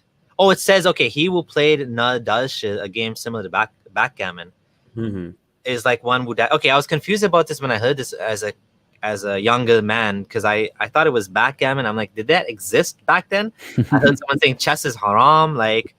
And so it's he who played this game, this little game with little things, is like one who dyed his hand with the flesh and blood of swine. Is there some sort of gambling involved? I know backgammon is not usually, there's no gambling. Yeah, I don't know. Why is it so severe, the punishment? I honestly don't know. Maybe it has to do something with the game of the kuffar, but I definitely see that gambling was involved in like loot dice games and stuff, right? So I know that fatwas for that. But again, there are actually it could be just as simple as like it's a time waster. Like if but there's hadith where they broke. Mm-hmm. They did go into people's houses and break these boards and stuff because they were. Yeah. Wait. I'll try to find it, but yeah, I posted about it. I don't know if I can find it right now. That's okay. Yeah, that's a good point. Yeah, maybe it's just about wasting time. It's more mind control, right? Like, again, it's like, okay, if you want to encourage people to not play as much, that's one thing. But to like threaten them with like, what? Oh, like, there you go. I found a it. good one. Yeah, here. This one's from Muatta Malik, so very reliable. And it says, Yahya related from Malik, blah, blah, blah. That when he found one of his family playing dice, he beat him and destroyed the dice. Wow. Yahya said that he heard Malik say there's no good in chess and he disapproved of it. I heard it disapprove of playing it and other worthless games.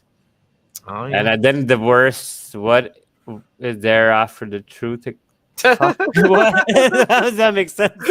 But yeah, like they're beating people up for playing board games and destroying dice. Like, yeah, that was so people who don't know, that was Muwatta of Imam Malik. So he's like, yeah, that's the earliest collection, but that's that's not what Muhammad said, right? Just to be clear, that's what Imam Malik was doing.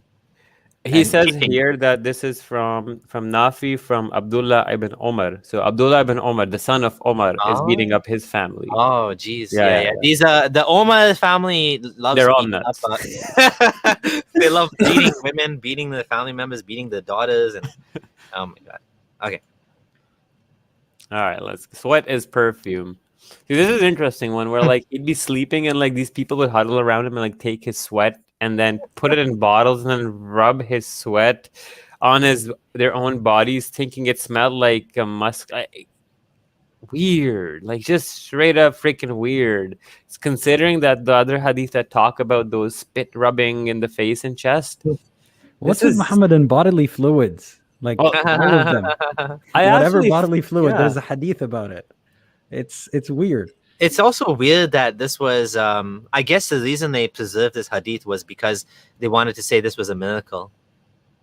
There's actually like, I remember there's a hadith where it says that the Sahaba, one of the slaves of Muhammad, ate his poop at the middle of the night. What? Yeah. There's it was a blog. Yeah, it's pretty crazy. I'll try to find it, but like, yeah. Yeah. I tried to stay away from the hadiths about the his blood and his whatever, but these ones I've heard a lot about his spit and his sweat like being special. Yeah. Those ones I'm pretty sure are mainstream, like everyone knows about those. Yeah. The Sufis, of course, they go next level with Muhammad, right? Like they'll take his hair and they claim to have his hair and his shoes and his sandals and all of this stuff, and they like venerate it, right? They almost worship it. They take some sort of blessings from all of these things, eh? Yeah, and also like even like recently there's these guys in Pakistan, they were sitting on stage, those guys, the blasphemy guys, and they were openly saying that we would love to eat the poop of Muhammad, like just sitting and explicitly chanting. It's on Twitter, their videos, just I want to eat his poop, I want to be his dog, I want to be his shoe. It's this weird erotic sense of devotion towards him. I found the Ibn Kathir version of the pee drinking one actually. I'll quickly share it just for those interested why this weird obsession with pee for Muhammad. So here he says, Hafiz Abu Yala goes on, okay, the messenger of God had a pottery bowl into which he would urinate. When morning came, he would call out, Ayman, pour out the contents of the pot. One night I got up feeling thirsty and drank what it contained. The messenger called out, Ayman poured the contents. I replied, I got up thirsty, drank it. He's commented, you will never suffer from your stomach. Subhanallah. And this is from Sirah al-Nabawi. I have the original PDF. I don't want to go looking through volume 4 of it. Yeah, I read it though. Wow. And there's another one where it says, is this an Islamic post page? Yeah. Jeez. This one is in Dalail al-Nabuwa, actually, by Wait, one second. So that caption right there is not ironic. Muhammad's urine made water sweet and cool. That's not an ironic caption. No. This is someone sincerely wrote that. Can you send me the link? Yeah, man. Like here, but it's written by somebody called Sarah, and she's got her hair covered. So I'll send you the link, man. Yeah. Okay. So share this. Yeah, like it's just bizarre. Like these people are eating and drinking his poop and urine. I mean, let's just presume like his stuff was special. Why would Allah make it happen this way? Like, yeah, like it's like every cult leader's narcissistic dreamland happening right now, where people are literally rubbing your shit on their faces. Yeah. I don't know. There's no hadith like that where they did that. Oh, there are where they're rubbing the spit and chest. Oh, the spit, but not the poop. Not the poop, no, but she ate it. Yeah. Well, yeah. Oh God. Anyway, let's stop move talking on. about his body and his product of his body. Okay, spinning on left side aids with bad dreams. Prophet said a good dream comes from Allah. Wait, a good dream that comes true is from Allah. Okay.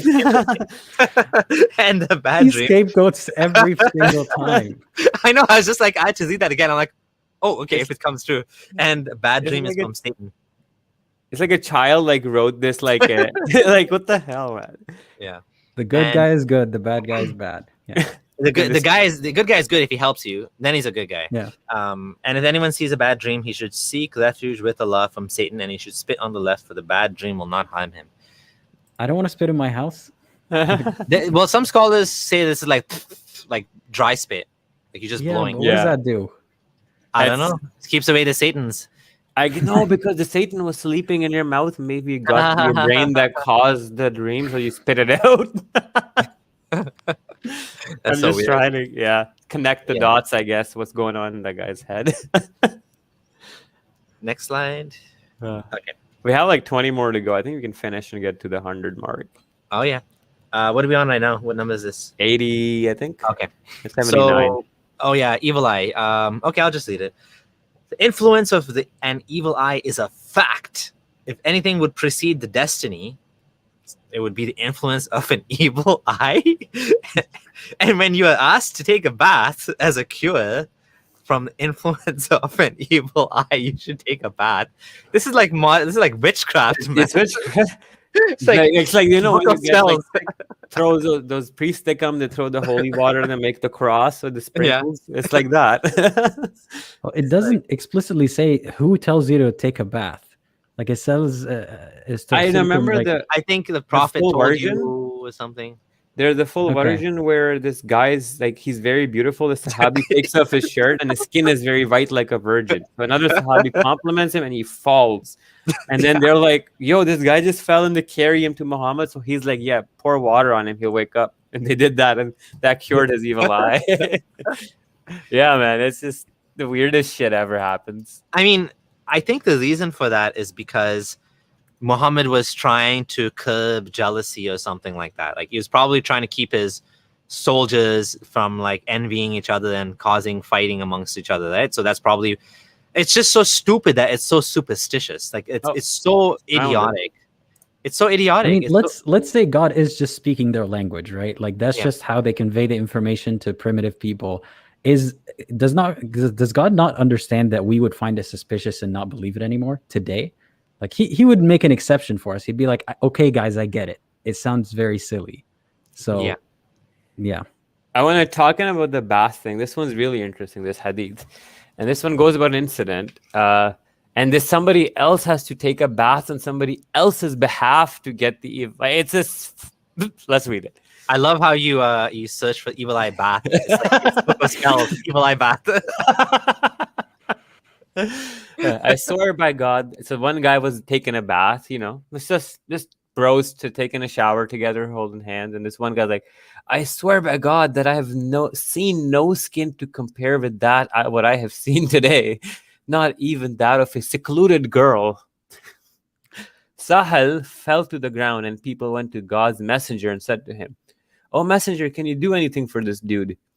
We swear by God that he cannot raise his head." He asked if they suspected anyone, and when they replied that they suspected Amir bin Rabla. Oh, they have a suspect? Damn. Okay, that was quick. It's getting more interesting. The quote of Muhammad. He cast evil eye on me. Suspect number one. How do you plead? Not guilty, Did you Honor. have a thought crime? Did you think a thought crime about this guy? Bring the witnesses. Bring the witnesses. Witness number one. He looked at me when I took my shirt off. Witness number two. Yeah, I saw the guy. He was talking about how beautiful his wife was, and next thing you know, his wife fell down dead. Like No, what? the guy just fell down. This is all like dudes. No, I know. I'm just making up another story. I mean, that's what could happen, right? Because if you Yeah. cast evil eye on someone, you cause harm to them. All right. God's messenger summoned Amir and speaking roughly to him. So he knew that this guy was causing some shit. I don't know. He's got magic eyes, man. I wish I had that power, like psychic. So he said, "Why does one of you kill his brother? Why did you not invoke a blessing? Bathe Because the on his blessing behalf. undoes it. Like the blessing If you undoes say the evil eye. mashallah, no evil eye Yeah, happens, right? Okay. Yeah, then he that's says- good. Eh? Yeah. Bathe on his behalf." Now, this doesn't make any sense. the what? The instigator causing the evil eye taking a bath. Amr then washed on his behalf his face, hands, elbows, knees. It's like that song, head, shoulder, knees, and toes. This was the first ever video I made on YouTube was about evil eye, because I Oh, found man. it so ridiculous. It was just like, yeah, such a cringe video. If you watch it, it's like so bad. I was just like trying to learn how. I had the camera. I think even the camera was like up the long. I wasn't even widescreen. It was just. And I want to share one thing once you're done. Go ahead and finish this. And then I'm we'll- just baffled what I just read. I'm just kind of trying to make sense of it on my own.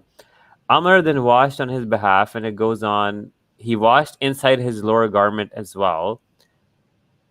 Then collected the same water that he'd already washed it in a vessel and poured it over him. So he washes himself with it.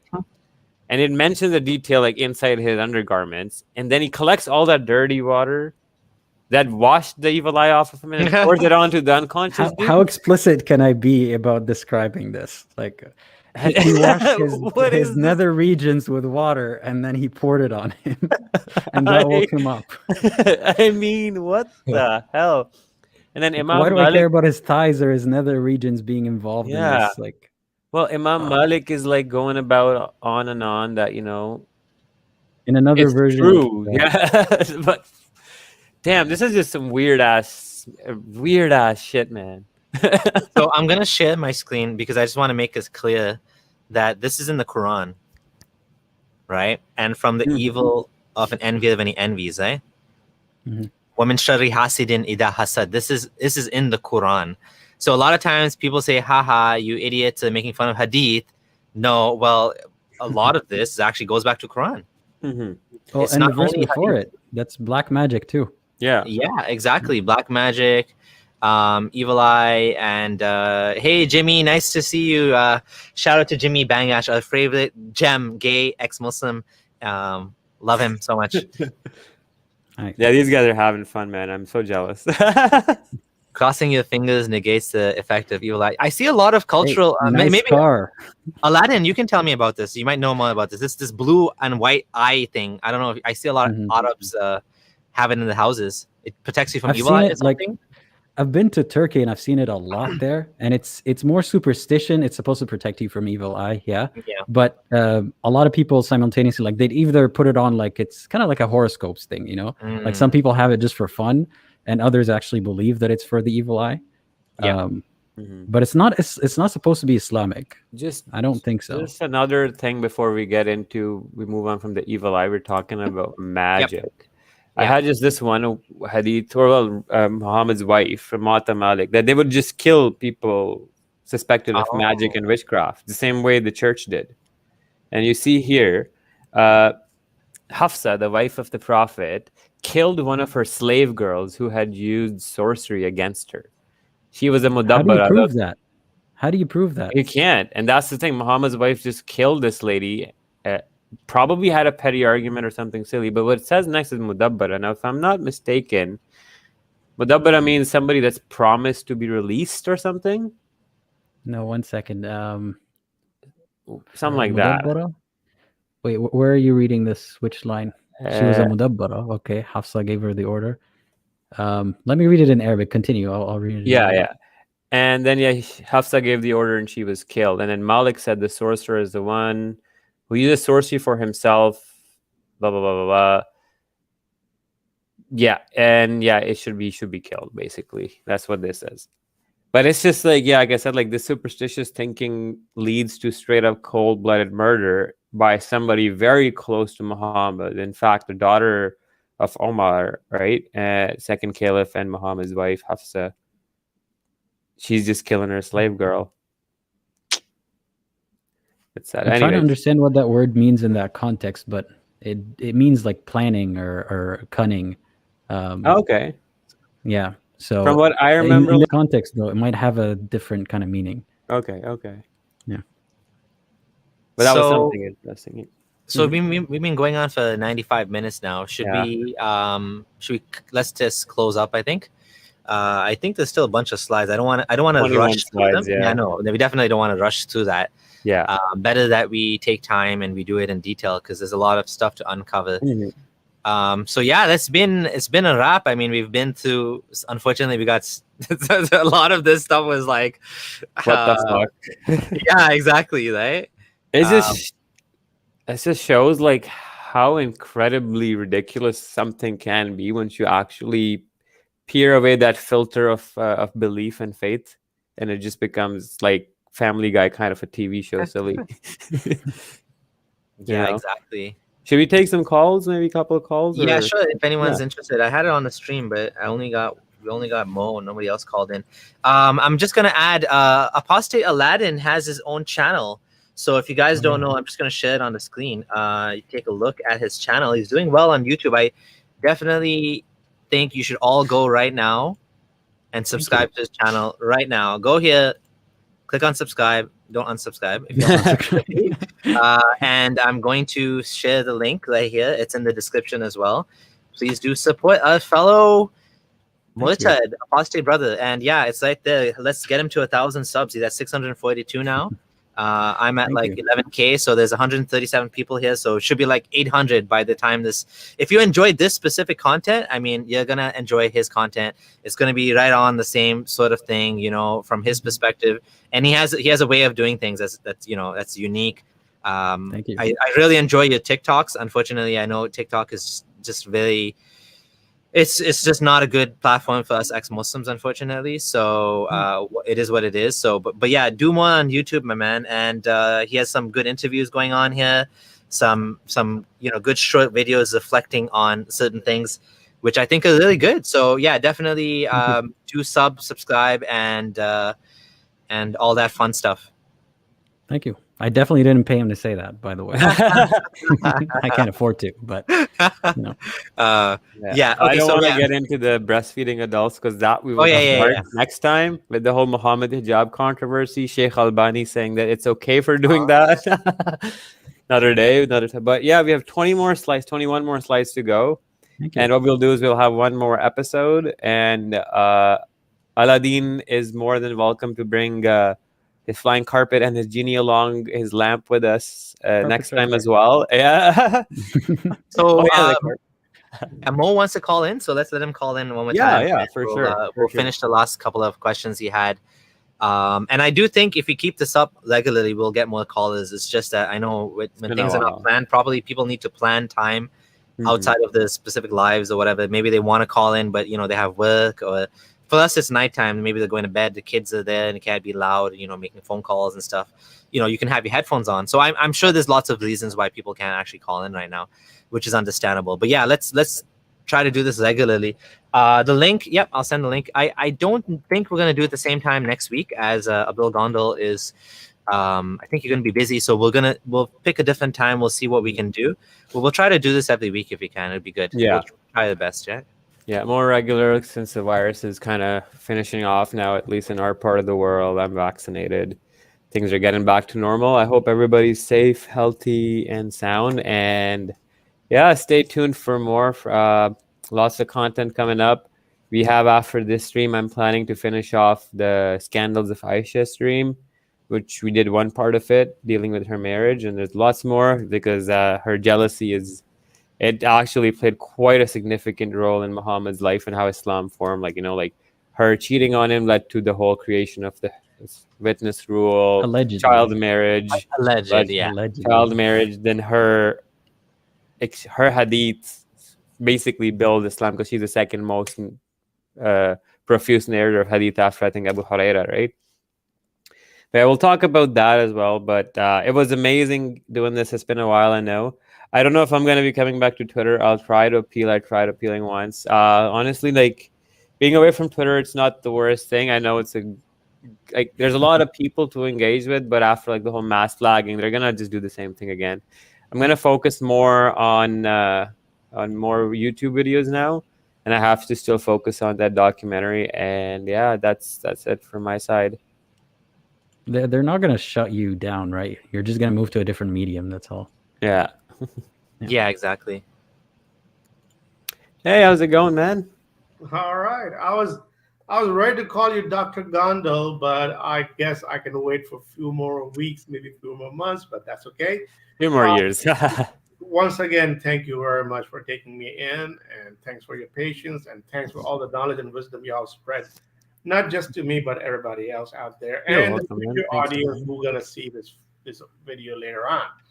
Now, the pathology that I was talking about, and maybe Abdullah, Gondal, you may see where I'm coming from, and also both of the gentlemen too, is about sexually transmitted disease. Mm-hmm.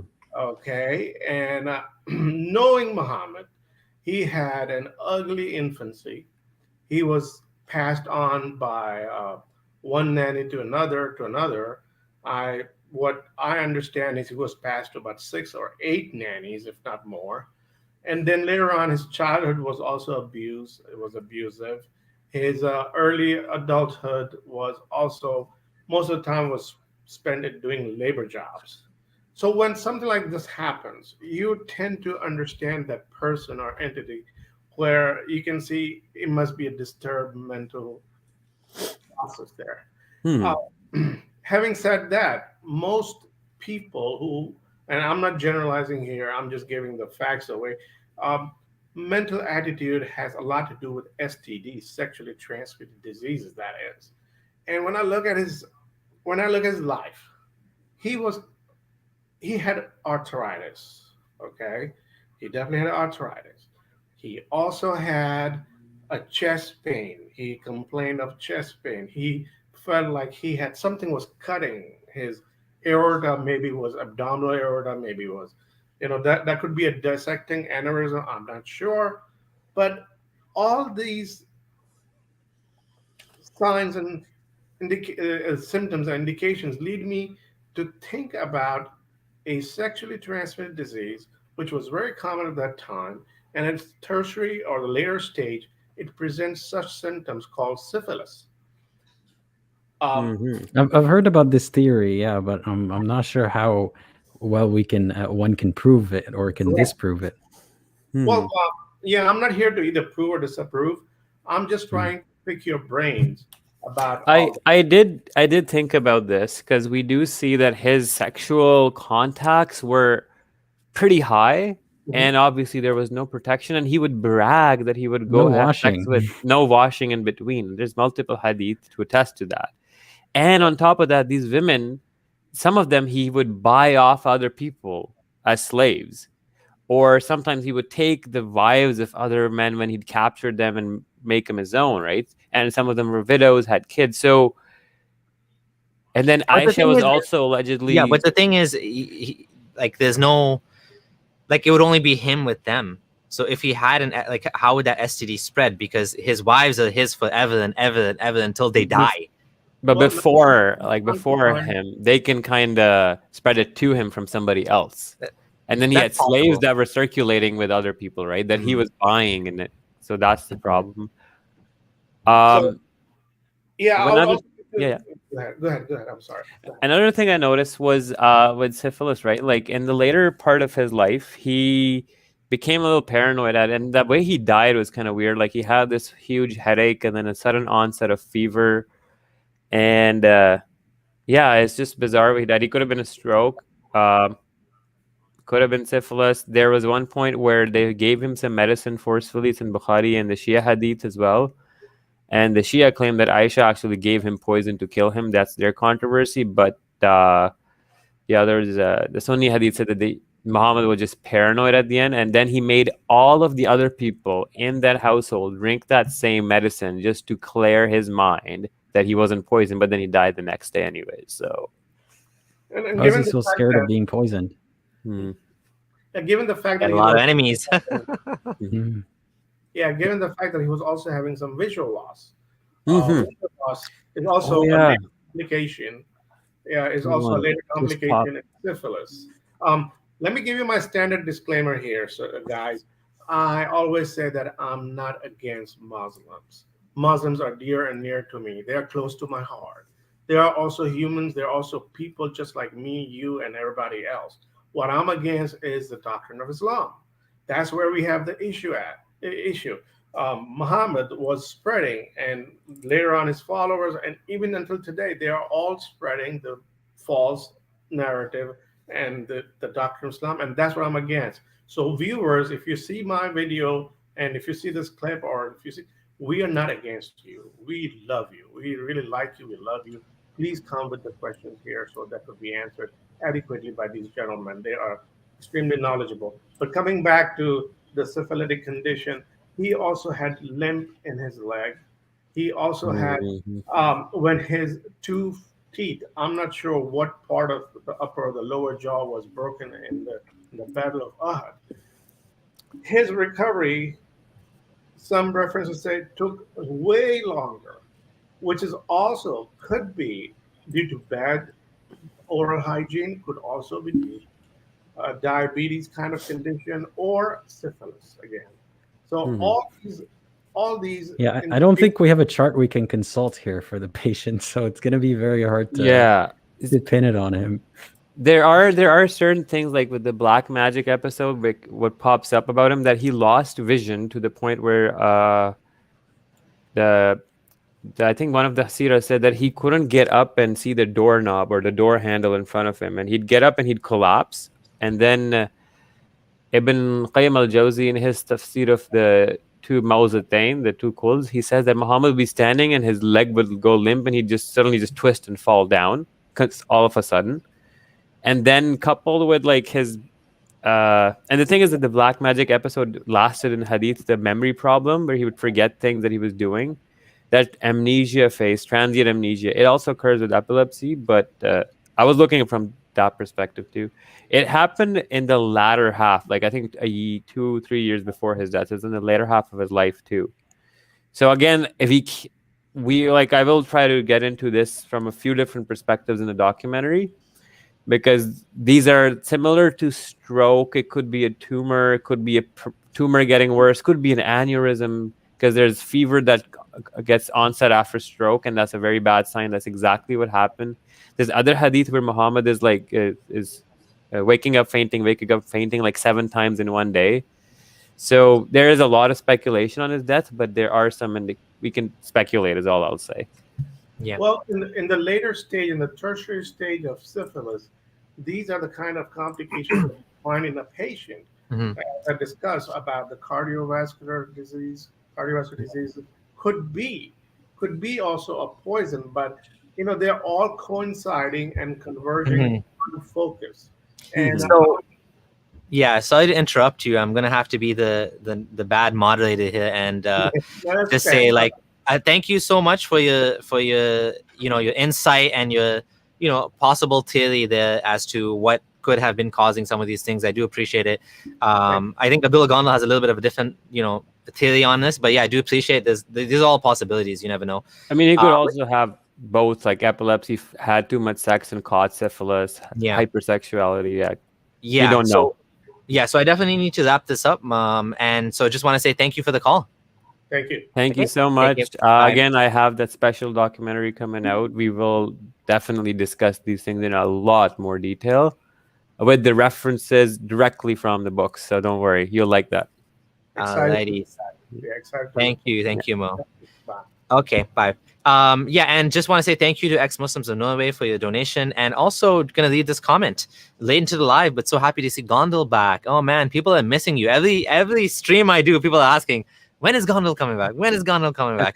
When will he start his YouTube channel? See, Aladdin has beat you to the punch. Like, you're late to the show now. He already has almost 1,000 subscribers. people are asking. I understand that it's one of those things where if you're not going to have time to dedicate, then you kind of feel like, why bother, right? Is that what it is? That's basically what it is. Yeah, Right? it's like consistency, motivation, and a lot of things going on in life. It's just finding time and then having family and all that stuff. Yeah. It's just because you think the algorithm forces you to make daily or weekly uploads to get more views, and I just can't sustain that load. Yeah. That's the problem. Exactly. I totally just figured, I'd rather just put in a video every now and then. I don't care about the algorithm. I don't care about optimizing it at this point. Just put out videos, man. Like, just do it. But also, if it's gonna be a headache for you, don't get into it. Like, like I might have, what I'm thinking of is like I might have these projects that I do, like this epilepsy project I'm doing. I might have another project where I discuss comparing Islam to prior. I answer from an anthropological lens, like, but those projects, like, I make one video a year or like every 6 months or every 3 months, like kind of Sharif Gaber style, because I want to do it good, and I have like a standard or a certain scope in mind. Like when I make my channel, it's gonna be more like an investigative documentary style, but I want it to look like that and not like So that's a few things. Yeah, that's definitely the difficulty with YouTube, is it takes a long time to grow.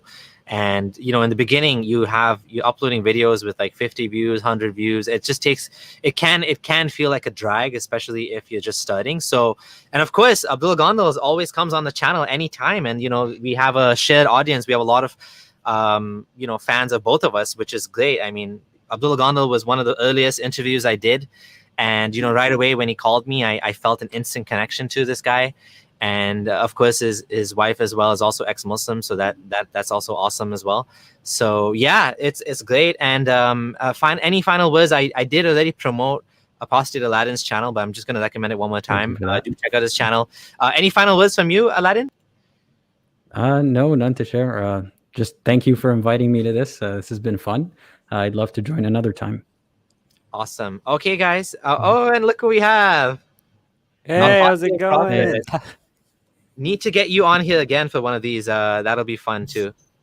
Actually, let's try next one, the last 20. Maybe if you can have him and have a laugh too. Oh, yeah. And Ridwan, I gotta say, like, honestly, straight up, I've been loving your videos.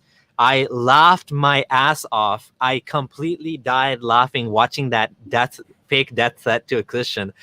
The analysis you did on it, like, do dawa with the we, and I was dying laughing. It was just so funny.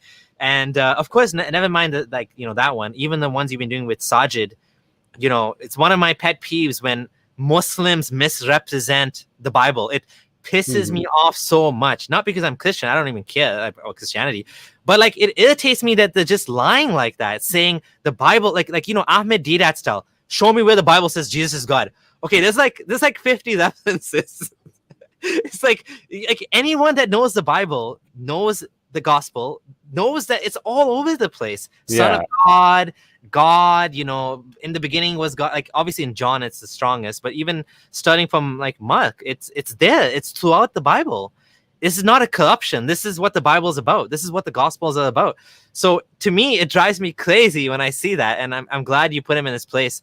I hope he keeps I hope he keeps responding to you, though, because this will be good. This is awesome, getting like a Muslim YouTuber responding to you. And like Sajid Lipham, is that what you're talking about? Oh, that's cool. Sajid is responding to Apostate Prophet, and Apostate Prophet is just like, Ridwan is just like knocking it home, like video after video. Right on. I mean, that's what we want to see. I think we've got to the point now where first they just want to ignore you. Now they're like, we can't ignore you anymore, so we're gonna respond to you. Like that's what we wanted, right? We wanted to have these conversations. I think like the amount of ex-Muslims I've been meeting in real life, like honestly, back in the day, like every other like brown person I'd see, I'd expect them to be 90% chance that they're Muslim, 10%. Even if they're not practicing, they're still like, you go to a bar, you'd see a brown guy, they will be drinking, but they'll tell you I don't eat pork, and they'll tell you that they're Muslim, and you can be. And this guy told me you can't be drunk and talk about Muhammad because that's instantly blasphemy as a Muslim. So, but anyways, but now I meet these people, and like kind of like I met, like I'll give you straight up, the last 10 brown people I've met, 8 of them were ex-Muslim. Yeah. Wow. Yeah.